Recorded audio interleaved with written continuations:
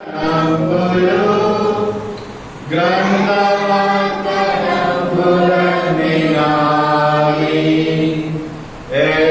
promise in the book is mine.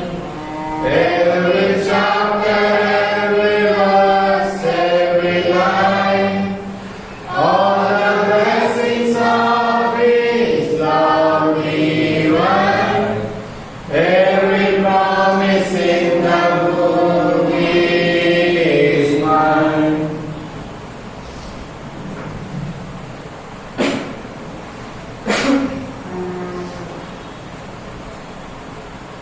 ప్రకటన గ్రంథం 21వ అధ్యాయం. ప్రకటన గ్రంథం 21వ అధ్యాయం 5వ వచనాన్ని అందరూ కలిపి చదువుతాం. ప్రకటన 21:5. అప్పుడు సింహాసనాసీనుడైన వాడు, ఇదిగో సమస్తమును నూతనముగా చేయుచున్నానని చెప్పాడు. మరియు ఈ మాటలు నిజమై ఉండగా కనుక రాయమని ఆయన నాతో చెప్పుచున్నాడు. ప్రార్థన చేస్తున్నాడు. మహాపరిషుడు మహాగణుడు నివాసైన మా యేసుక్రీస్తు ఆయన నీకు లెక్కలేనని వేలకు వందనాలు స్తుతులు స్తోత్రాలు చెల్లిస్తున్నాను. ఆయన దినాన ఆయన ఆరోగ్యం కొరకు ఆయన విషయం లేఖన భాగాలు బట్టి ఆయన మీకు వేలాది వందనాలు స్తుతులు స్తోత్రాలు చెల్లిస్తున్నాను. చదవ లేఖన భాగాల ద్వారా ఆయన మీ ఆరాధనలో పెళ్ళిలో నన్ను మీకు సహాయం దయచేయండి. ఏంటండి ఆయన మీ నోటి వాళ్ళకి సహాయం దయచేయండి. ఆయన ఇంకా అనేకం కావాలి వాళ్ళకి సకలంలో తోడుకోవడానికి సహాయం దయచేయండి. ఏసునామమున ప్రార్థిస్తున్నాం తండ్రి.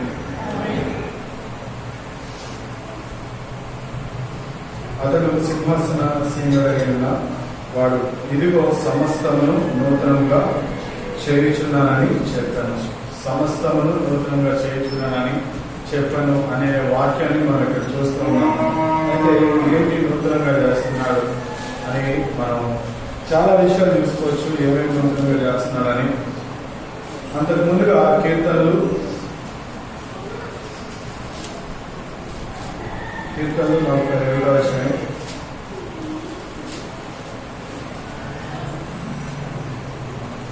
13వ వచనం చదవండి. ఇశ్రాయేలు దేవుడైన యెహోవా శాశ్వత కాలం నుండి శాశ్వత కాలం వరకు గాక.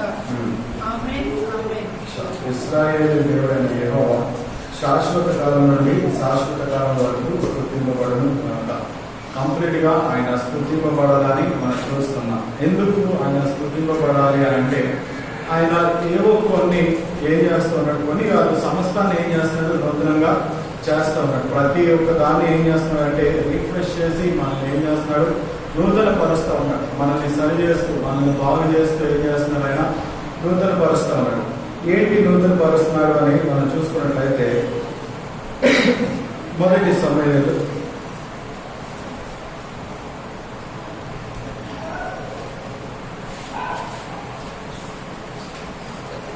4వ అధ్యాయం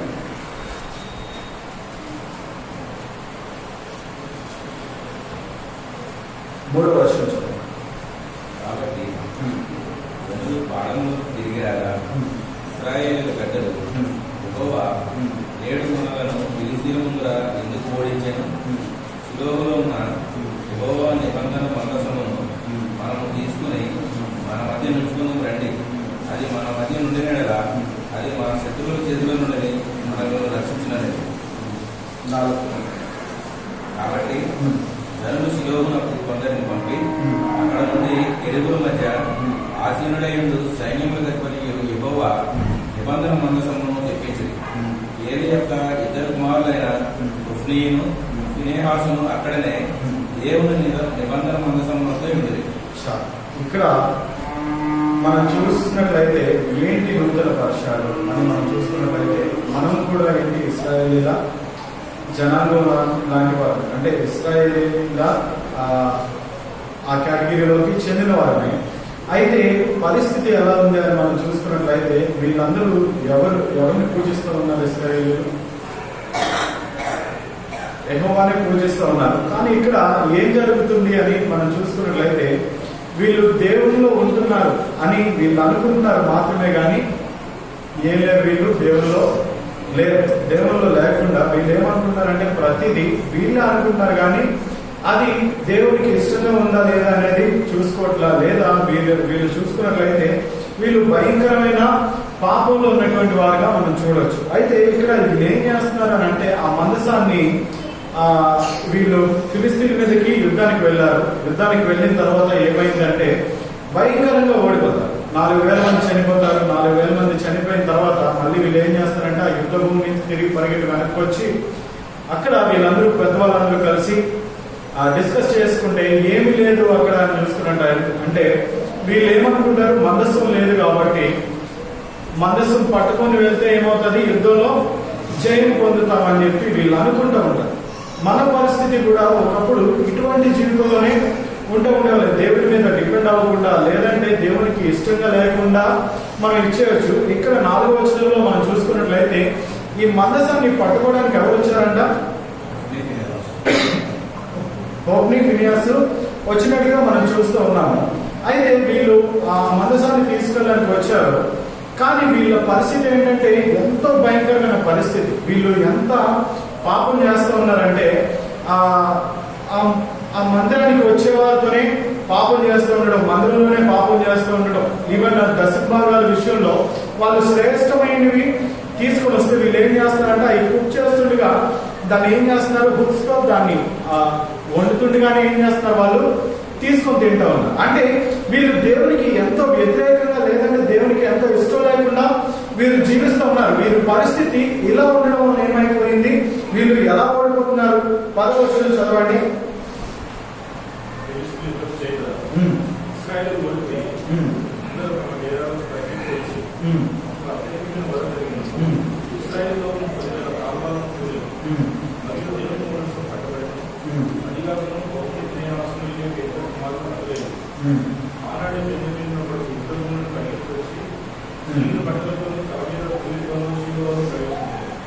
ఇక్కడ మనం చూసుకున్నట్లయితే 10వ వచనంలో మనం చూస్తున్నాం కదా, వీళ్ళ స్థితి బాగలేదు, లేదంటే వీళ్ళు చేసే పనులు బాగలేదు, దేవునికి ఇష్టం లేకుండా ఉంటూ ఏం చేస్తున్నారు, వీళ్ళు మందసాన్ని పట్టుకొని యుద్ధానికి వెళ్ళారు. ఆ దినాన ఎంతమంది చనిపోయారంట? 30,000 మంది చనిపోయారు. 30,000 మంది చనిపోతే ఇక్కడ ఈ 30,000 మంది చనిపోయారు. అదొకటి కాకుండా ఏమవుతుంది అని మనం చూసుకున్నట్లయితే 11వ వచనంలో మనం చూస్తున్నాం కదా, మరియు దేవుని మందసము పట్టబడెను. అది కాక హోప్ని ఫినియాస్లు ఇక్కడ వీళ్ళు ఏం చేస్తారంట, ఈ ఏలీ యొక్క 2 కుమారులు కూడా చనిపోతా ఉన్నారు. ఇక్కడ మందసం పట్టబడింది. ఇంకా చూసుకున్నట్లయితే ఏలీ యొక్క 2 కుమారులు చనిపోతా ఉన్నారు. ఒకవేళ ఇక్కడ దేవుడు వాళ్ళని దర్శించకపోతే వీళ్ళు ఉన్నవాళ్ళు కూడా ఏమైపోయారు, ఈ ప్రెసెంట్ డేస్ లో ఏముండేది కాదు. ఈ ఇశ్రాయేలీల గురించి మనం ఈ దినాన మాట్లాడుకునే వాళ్ళం కాదు, అంతే కదా. ఇక్కడ ఒకసారి 7వ వచనం చదవండి. 7వ అధ్యాయం 3వ వచనం. ఇశ్రాయేలీయులందరితో ఇట్లేనండి, మీ పూర్ణ హృదయంతో యెహోవా యొద్దకు మీరు మడుకొని ఎడల అన్య దేవతలను, అష్టారోతు దేవతలను మీ మధ్య నుండి తీసివేసి పట్టుదల కలిగి యెహోవా దగ్గర మీ హృదయంలో తిప్పి ఆయనను సేవించు. అప్పుడు ఆయన ఫిలిష్తీయుల చేతుల నుండి మిమ్మల్ని విడిపించు.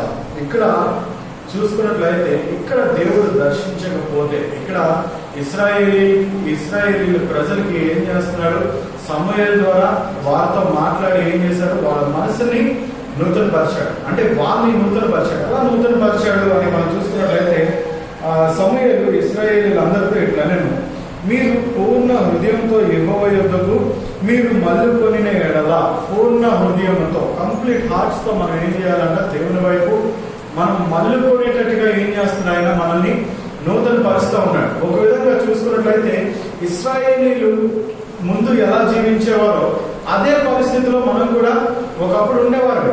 అంటే ప్రతి ఒక్కరికి ఏముండేది, ఒక బ్యాక్ పాస్ట్ ఉంటుంది, లేదంటే మనకి ఇష్టానుసారంగా జీవించే వారిలో ఉంటామేమో, లేదంటే కొంతమంది ఏంటంటే క్రైస్తవులుగానే ఉండి ఏం చేస్తుండో దేవునికి ఇష్టం లేని పనులు. అంటే కొంతమంది ఉంటారు క్రిస్టియన్స్, పేరుకు క్రిస్టియన్స్, మందిరం తెలియదు, ఒకప్పుడు మా జీవితం కూడా అంతే. మా తాతయ్య వాళ్ళతో మేము కలిసి ఉన్నప్పుడు, అంటే పైడి వాళ్ళు ఉండేవాళ్ళని. అక్కడ పరిస్థితి ఏంటంటే, మేము మందిరానికి వెళ్ళాలంటే ఎప్పుడో వెళ్ళడం. అది అక్కడ ఎలా ఉండేదంటే, క్రిస్మస్ ఒకరోజే మందిరానికి వెళ్ళే రోజు. అంటే ఇంకా సండేస్ ఏముండేవి కాదు. క్రిస్మస్ కి ఏదో ఒక రోజు వెళ్ళడం, ఒక్కోవేళ వెళ్ళడం కూడా కష్టమైతే ఏమవుతుంది, ఏదో ఒక రోజు అక్కడికి సేవకుని పిలిపించుకొని అక్కడ ఏదో చిన్న మీటింగ్ పెట్టుకొని అక్కడితో అయిపోయింది. అంటే సంవత్సరానికి ఒక రోజు క్రైస్తవులుగా ఉండేటువంటి వారు. అలాగే ఇక్కడ కూడా ఈ ఇశ్రాయేలీల పరిస్థితి ఎలా ఉందంట, దేవునికి ఇష్టం లేకుండా జీవిస్తూ ఉన్నారు. వీళ్ళ పరిస్థితి ఎలా ఉందంటే, పూర్ణ హృదయంతో యెహోవా యొద్దకు మీరు మలుకొనుడి. పూర్ణ హృదయంతో మనం దేవుడి వైపు వచ్చేవారంగా లేము. కానీ దేవుడు ఏం చేస్తున్నాడు, మనల్ని నూతన పరుస్తూ ఉన్నాడు. ఆయన దర్శించడం ద్వారా, లేదంటే ఆయన మనతో మాట్లాడడం ద్వారా ఏం చేస్తున్నాడు, మనల్ని నూతన పరుస్తూ ఉన్నాడు. ఇంకా మనం చూసుకున్నట్లయితే, అన్య దేవతలను, అషరోతు దేవతలను మీ మధ్య నుండి తీసివేసి, ఇంకా ఏం చేస్తున్నాడు అంటే, అన్య దేవతలు ఇంకా అషరోషు దేవతలు వీటన్నిటిని మీ మధ్యలో నుంచి తీసివేయమని ఇక్కడ చెప్తా ఉన్నాడు. మన పరిస్థితి ఎలా ఉండేది ఒకప్పుడు అంటే, కొంతమందికి ఎలా ఉంటుందంటే, అన్నీ ఉన్నాయి. అంటే ఒక మంచిగా డబ్బు ఉంది, మంచిగా ఇల్లు ఉంది, మంచి ఉద్యోగం ఉంది, అన్నీ ఫుల్ఫిల్ గా ఉన్నాయి. ఏమవసరం లేదు. అప్పుడు దేవుడు అవసరం లేదు, దేవుడి దగ్గరికి రావాల్సిన పని లేదు. అసలు మందిరం వైపే చూడని వారుగా కొంతమంది ఉంటారు. కానీ అంటే అవన్నీ ఏమవుతున్నాయంటే, దేవతలు, అన్య దేవతలుగా మనం ఏం చేసుకుంటూ ఉన్నాం, దాన్ని చేసుకుంటూ ఉన్నాం. అంటే దేవుడి కన్నా మనం దేన్ని ఎక్కువగా ప్రేమించినా అదేమవుతుంది, అన్య దేవతల కింద అవుతుంది. అన్య దేవతల్ని మనం ఎక్కువగా పూజించే వారంగా ఉంటున్నాం. మనల్ని ఏం చేశాడు, ఆయన నూతన పరిచి ఆయన వైపు తిప్పుకున్నాడు. ఇంకా మనం చూసుకున్నట్లయితే, పట్టుదల కలిగి యెహోవా తట్టు మీ హృదయములను తిప్పి ఆయనను సేవించుడి. పట్టుదల కలిగి యెహోవా తట్టు తిరిగి మనం ఆయనను సేవించే వారంగా ఆయన మారుస్తూ ఉన్నాడు. ఒకప్పుడు దేవుడి మందిరానికి రాలేనటువంటి పరిస్థితి, అలాంటి దగ్గర నుంచి ఏం చేశాడు, మనల్ని ఈ దినాన్ని ఇక్కడ ఉంచాడు. ఎలా ఉంచాడు అని మనం చూసుకున్నట్లయితే, ఆయన మనల్ని దర్శించడం ద్వారా, మనల్ని కాపాడడం ద్వారా, మనల్ని రక్షించడం ద్వారా ఏంటంటే, ఆయన మనల్ని ఈ దినాన్ని ఇక్కడ ఉంచుతూ ఉన్నాడు. ఈ దిన వాగ్దానం చూసుకున్నట్లయితే, కీర్తనలు 41:13 మనం చూస్తాం కదా, ఇశ్రాయేలు దేవుడైన యెహోవా శాశ్వతం నుండి శాశ్వత కాలం వరకు స్తుతింపబడదు గాక. ఎందుకు దావీదు ఈ మాట అంటా ఉన్నాడు అంటే, దావీదుకు కలిగిన ప్రతి స్థితి నుంచి ఏం చేస్తూ ఉన్నాడు, ఆయన తప్పిస్తూనే ఉన్నాడు. ప్రతి అపాయం నుంచి తప్పిస్తూ ఉన్నాడు. దావీదు కూడా ఒకసారి ఏమైపోయాడు, తప్పిపోయాడు. కానీ దేవుడు ఏం చేస్తాడు, ఆయన దర్శించడం ద్వారా ఆయన జీవితం మారింది. ఇంకా చూసుకున్నట్లయితే, ఆయన దేవుడి మీద ఎంతో ఆధారపడేవారుగా ఉన్నట్టుగా మనం చూస్తున్నాం. ఇక్కడ మనం చూసుకున్నట్లయితే, ఈ 41వ వచనంలో మనం ఎన్నో విషయాన్ని మనం చూడొచ్చు. ఆ 2-3 వచనాలు చదవండి. వాడిని కాపాడి రక్షించును, భూమి మీద వాడు ధన్యుడు, వాని శత్రువుల ఇచ్చకు నీవు వాడిని అప్పగించు. రోగశయ మీద యెహోవా వాడిని ఆదరించును, రోగం కలుగగా నీవే వారిని స్వస్థపరచును. యెహోవా నీ దృష్టి నేను పాపం చేసి ఉన్నాను, నన్ను కరుణింపును, నా ప్రాణంను స్వస్థపరచు అని మనవి చేసి ఉన్నాను. అయితే నా శత్రువులు నా విషయమై చెడ్డమాటలు ఆడుచున్నారు. వాడు ఎప్పుడు చచ్చును, వారి పేరు ఎప్పుడు మార్చిపోవని చెప్పుకుంటున్నారు. ఒకడు నన్ను చూడవచ్చిన వాడు అబద్ధమాడు, వాడి హృదయము పాపమును పోగు చేసుకుంటున్నది. వాడు బయలు వెళ్ళి వీధిలో దాన్ని పంపించున్నాడు. నన్ను ద్వేషించి వారందరూ కూడి నా మీద గుసగుసలాడుచున్నారు. నశింపచేయవలనని వారు నాకు కీడు చేయని ఆలోచించున్నారు. కుదరని రోగం వారికి సంభవించినది. వాడు ఈ పడక విడిచి తిరిగి లేవలేడని చెప్పుకుంటున్నారు. నేను నమ్ముకున్న నా విహితుడు నా ఇంట భోజనం చేసిన వాడు నన్ను తండ్రిగా తన మడిపినెత్తను. యెహోవా నన్ను ఖండించి లేవనెత్తను, అప్పుడు నేను వారికి ప్రతీకారం చేశాను. నా శత్రువులు నా మీద వలసంపగా ఇప్పుడు చూడగా నేను నీకు ఇష్టడనని తెలియనాయను. నా యథార్థతను బట్టి నీవు నన్ను ఉద్ధరించుచున్నావు. నీ సన్నిధిని నిత్యము నన్ను నిలువబెట్టుకున్నావు. ఇక్కడ మనం చూసుకున్నట్లయితే ఇది ఈ మొదటి సమయాల నుంచి రెండో సమయాల వరకు చూసుకున్నట్లయితే దావీదు గురించి అనేక విషయాలు ఉంటాయి. ఇక్కడ ఇక్కడ ఆయన చెప్పిన ప్రతి దాన్ని ఏమయ్యాడు, ఆయన అనుభవించే ఇక్కడ ఏం చేశాడు, దాన్ని రాస్తూ ఉన్నాడు. ఏంటంటే ఉత్తుత్తిగానే ఆయనకి శత్రువులు పెరిగిపోతున్నారు, ఉత్తుత్తిగానే ఆయన చంపడానికి ఎంతో మంది చూస్తూ ఉన్నారు. ఇక్కడ చూసుకున్నట్లయితే ఫిలిస్తీన్తో యుద్ధం ఎంత జరుగుతూ ఉంటుందంటే ఇంకా నిరంతరం మాటిమాటికి ఏమవుతుంటది, ఫిలిస్తీన్తో యుద్ధం జరుగుతూనే ఉంటది. గుట్టిగానే ఏమైపోతారు, దీనికి శత్రువులు పెరిగిపోతూ ఉంటారు. ఇక్కడ చూసుకున్నట్లయితే వీళ్ళ సైన్యం ఎంతో 600 మంది సైన్యం, కానీ ఫిలిస్తీన్ ఏం చేస్తుంటారు, ఇస్రాయేల్ చంపడానికి ఎంతగానో చూస్తుంటారు. దావీదుని చంపుదామని చూస్తుంటాడు. ఇటు చూసుకున్నట్లయితే సౌలు కూడా ఏం చేస్తుంటాడు, ఆయన చంపడానికి తప్పుతూ ఉంటాడు. అలాంటి భయంకరమైన పరిస్థితి నుంచి ఏం చేస్తున్నాడు, దేవుడు ఆయన తప్పిస్తూ ఉన్నాడు. ఎలాంటి స్థితిలో నుంచి తప్పిస్తున్నాడు అంటే ఆయన ఎన్నోసార్లు పాపం చేస్తూ అంటే ఆయన దేవుని దృష్టికి ఆయన చేసిన గొప్ప పాపం ఏంటి అని మనం చూసుకున్నట్లయితే ఆయనకి ఒక సిచ్యువేషన్ ఏమైపోద్ది, గర్వం వచ్చేస్తుంది. దేనికి అని అంటే ఇక్కడ మొత్తం అందరూ చనిపోతారు, మన వాళ్ళు ఎంతమంది ఉన్నారో లెక్క పెట్టమని చెప్తాడు. లెక్క పెట్టమని చెప్పినప్పుడు అది ఏంటంటే ఒక గర్వంతో మాట్లాడినప్పుడు ఏమవుతుంది, అది దేవుని దృష్టికి ఎంతో పాపంగా కనపడుతుంది. అందుకని ఈ ఇశ్రాయేలీయులు చనిపోతూ ఉంటారు. మళ్ళీ తిరిగి ఏం చేస్తాడు, దేవుని దగ్గర అయినా క్షమాపణ అడిగినప్పుడు దేవుడు క్షమించేవాడే ఉంటాడు. ఇక్కడ కూడా మనం చూసుకున్నట్లయితే ఇక్కడ మొదటి సమయాల గ్రంథము 7వ అధ్యాయం 3వ వచనంలో మనం చూసుకున్నట్లయితే అప్పుడు ఆయన ఫిలిస్తీన్ల చేతిలో నుండి మిమ్మల్ని విడిపించును. ఆయన ఏం చేస్తున్నాడు అని అంటే మనల్ని దర్శించడం ద్వారా మొట్టమొదటిగా ఏం చేస్తాడు, మనల్ని మారుస్తూ ఉన్నాడు. మనం చేసే ప్రతి పాపం నుంచి లేదంటే మనం ఉన్న స్థితి నుంచి ఏం చేస్తున్నాడు, ఆయన మనల్ని నూతన పరిచి ఒక నూతన సృష్టిగా చేసి ఏం చేస్తూ ఉన్నాడు. అప్పుడు మనకి ఏం చేస్తాడు, ప్రతి విషయంలో మనకి విజయాన్ని కలిగజేస్తూ ఉన్నాడు. ఒక విధంగా చూసుకున్నట్లయితే దేవుడు మనం ఎటువంటి సిచ్యువేషన్ ఉన్నప్పటికీ ఏం చేస్తుంటాడు, తన వాక్యం ద్వారా మనతో మాట్లాడి మనల్ని ఓదార్చేవాడు ఉంటాడు, మనల్ని ఆదుకునేవాడు ఉంటాడు. ఇక్కడ చూస్తాం కదా, ఫిలిస్తీన్ల చేతిలో నుండి ఆయన ఏం చేస్తాడంటే ఆయన విడిపిస్తూ ఉన్నాడు. అంటే ఒకప్పుడు మన స్థితి ఏంటంటే ఈ అన్య దేవతల్ని పూజించే వారు ఉంటాం. అంటే అన్య దేవతలు అంటే డబ్బుని ప్రేమించేవారుగా కానివ్వండి, లేదా మన ఉద్యోగాన్ని ప్రేమించేవారుగా కానివ్వండి, లేదా మన ఆస్తిని ప్రేమించేవారుగా కానివ్వండి, అలా ఉండేవారేమో. లేదంటే ఇక్కడ ఇంకో సిచ్యువేషన్ మనం చూస్తున్నాం కదా, ఏంటంటే పూర్ణ హృదయంతో దేవుని దగ్గరికి వచ్చేవారంగా ఉండేవారం కాదు. అలాంటి వారమైన మనల్ని ఏం చేస్తాడు, ఆయన దర్శించడం ద్వారా మన జీవితాన్ని మార్చి మనల్ని ఏం చేస్తాడు, నూతన సృష్టిగా చేస్తూ ఉన్నాడు. ఆయన కృపరాతలు మనం ఈ దినాన లేము. ఒకసారి కీర్తనలు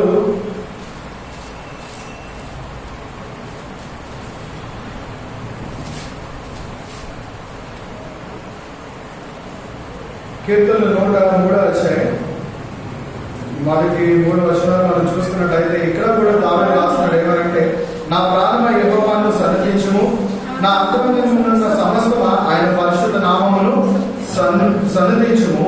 నా ప్రాణమా యెహోవాను సన్నతించుము, ఆయన చేసిన ఉపకారములో దేన్ని మరొకము. ఆయన నీ దోషములన్నిటిని క్షమించువాడు, నీ సంకటములన్నిటిని కుదుర్చువాడు. ఆయన మన పట్ల చేసిన గొప్ప కార్యం ఏముంది అని మనం చూసుకున్నట్లయితే ఆయన నీ దోషములన్నిటిని క్షమించువాడు. మన పాత జీవితం ఏంటో ఆయన ఇంకా అవసరం లేదు. అంటే మన దోషాలు, మన తప్పులు, మన పాపాలు ప్రతిదాన్ని ఏం చేస్తున్నాడు, ఆయన క్షమించేవాడు ఉంటున్నాడు. ఇంకా ఏం చేస్తున్నాడంటే మన సంకటాలన్నింటినీ కూడా కుదిర్చేవాడుగా, అంటే మనం చేసే ప్రతి పనుల్ని ఏం చేస్తున్నాడు, కుదిర్చేవాడుగా, సెట్ చేసేవాడుగా ఆయన ఉంటూ ఉన్నాడు. అది చిన్న కార్యం కాదు. ఒకవేళ ఇక్కడ మనం చూస్తాం కదా, మన దోషాలన్నింటినీ క్షమించేవాడు. ఆయన మన పాపాన్ని క్షమించకపోతే ఇంకా అదే పాపంలో ఉండేటువంటి వారు. ఆ బైబిల్ వాక్యం కూడా తెలియజేస్తుంది కదా, ఏంటంటే ఏదైనా పాపం వల్ల వచ్చిన జీవితం అంట మరణము. అంటే ఈ పాపము ఒక రోజు ఏం చేస్తుంది, మరణానికి దగ్గరగా తీసుకెళ్ళిపోతుంటది. కానీ ఆయన ఏం చేస్తాడు, ఆయన మన దోషాన్ని క్షమించి మన సంకటాన్ని కుదిర్చేవాడు ఉంటాడు. నిజంగా ఆయన మనల్ని దర్శించకపోతే, మన పాపాన్ని క్షమించకపోతే ఈ దినాన్న బతుకుండేవారం కాదేమో, లేదా ఇంకా భయంకరమైన పాపంలోనికి వెళ్ళిపోయేటువంటి వారమేమో. అలాంటి వారమైన మనల్ని ఏం చేస్తాడు, ఆయన మన కొరకు లేదా మన పాపాల కొరకు ఏం చేస్తాడు, తను తాను అప్పగించుకుంటాడు. కాబట్టి అది చిన్న సింపుల్ థింగ్ కాదు ఇక్కడ. అందుకని దావీదు అది ఎరిగి ఏమంటాడు, నా ప్రాణమ యెహోవాను సన్నిధించుము, నా అంతరంగంలో ఉన్న సమస్తమా ఆయన పరిశుద్ధ నామమును సన్నిధించుము. ఆయన ప్రాణాన్ని చెప్పుకుంటున్నాడు ఏమని, యెహోవాని సన్నిధించమని. అంతరంలో ఉన్న ప్రతి ఒక్క సమస్తానికి చెప్తాడేమని, ఆయన సన్నిధించమని చెప్తున్నాడు. ఇంకా చూసుకున్నట్లయితే నా ప్రాణమ యెహోవాను సన్నిధించుము, ఆయన చేసిన ఉపకారంలో దేనిని మరవకము. ఆయన చేసిన ఉపకారాన్ని ఏం చేయకూడదు, మనం మర్చిపోకుండా మనం దేవుణ్ణి ఆరాధించే వాళ్ళం ఉండాలి. ఆయన మనకి ఉపకారం చేయకపోతే ఈ దినాన ఉండేవాళ్ళం కాదు. ఆయన ఉపకారం చేయకపోతే మనకు ఉద్యోగం ఉండేది కాదు. ఆయన ఉపకారం చేయకపోతే మనకి పిల్లలు ఉండేవారు కాదు. ఆయన ఉపకారం చేయకపోతే మనకి ఇల్లు ఉండేది కాదు. లేదా ఆయన ఉపకారం చేయకపోతే మనకి తినడానికి కూడా ఉండేది కాదు. ఏం చేస్తున్నాడు, కలిగి ఉన్న ప్రతిదీ కూడా ఆయన లేకుండా కలగల. ప్రతిదీ ఏం చేస్తున్నాడు, మనకి ఆయన సమకూరుస్తూ ఉన్నాడు. కాబట్టి మనం దేవుడిని ఎంతగానో ఆరాధించగలిగాము. ఇక్కడ మనం చూస్తున్నాం కదా 41వ కీర్తనలో 41వ కీర్తన 13వ వచనంలో మనం చూస్తున్నాం కదా, శాశ్వత కాలం నుండి శాశ్వత కాలం వరకు చాలా ఇశ్రాయేలీయుల దేవుడైన యెహోవా శాశ్వత కాలం నుండి శాశ్వత కాలం వరకు స్తుతింపబడును గాక. మనము ఎంత కాలం అయితే బతుకుంటామో అంతకాలం ఏమవ్వాలి, ఆయన స్తుతింపబడుతూనే ఉండాలి. ఆయన చేసిన ఉపకారము చిన్న విషయం కాదు. అంటే చిన్న చిన్న విషయాలకే మనం ఏం చేస్తూ ఉంటాము, థ్యాంక్స్ చెప్తూ ఉంటాము. కొంతమంది చేసిన హెల్ప్ ఏం చేయలేమంటాము, మర్చిపోలేమంటా ఉంటాము. ఇక్కడ చూసుకున్నట్లయితే దేవుడు మన పట్ల చేసిన సహాయము లేదా దేవుడు మన పట్ల చేసిన కార్యము అది ఎంతో గొప్పది. కాబట్టి మనం ఏం చేయాలి అని అంటే, ఆయన్ని శాశ్వత కాలం మనం ఏం చేయాలి, స్తుతించాలి. ఎందుకంటే ఆయన మనల్ని నూతన పరుస్తూ ఉన్నాడు, నూతన సృష్టిగా మనల్ని ఆయన చేస్తూ ఉన్నాడు. కాబట్టి మనం దేవునికి ఎంతగానో వందనాస్తులమై ఉండి ఈ దినాన దేవుణ్ణి ఆరాధిద్దాం. దేవుడి వాక్యం దీవించును గాక.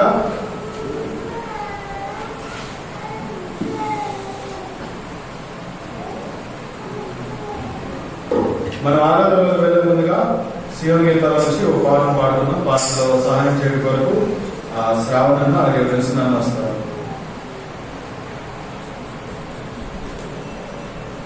సియోను గీతాల్లో పాట సంఖ్య 60. ఇది ఎవరికైనా వచ్చేది. సియోను గీతాల్లో పాట సంఖ్య 60.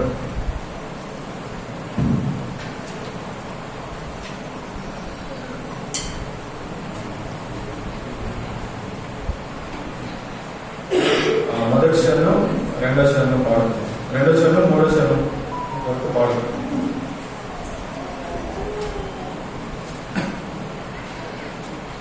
యెహోవాను స్తుతించుడి, ఆయన దయాళుడు, ఆయన కృప నిరంతరముండును.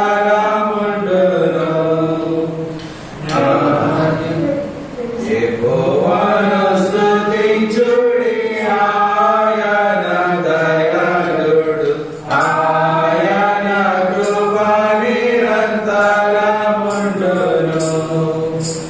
ఆయన కృప నిరంతరముండును.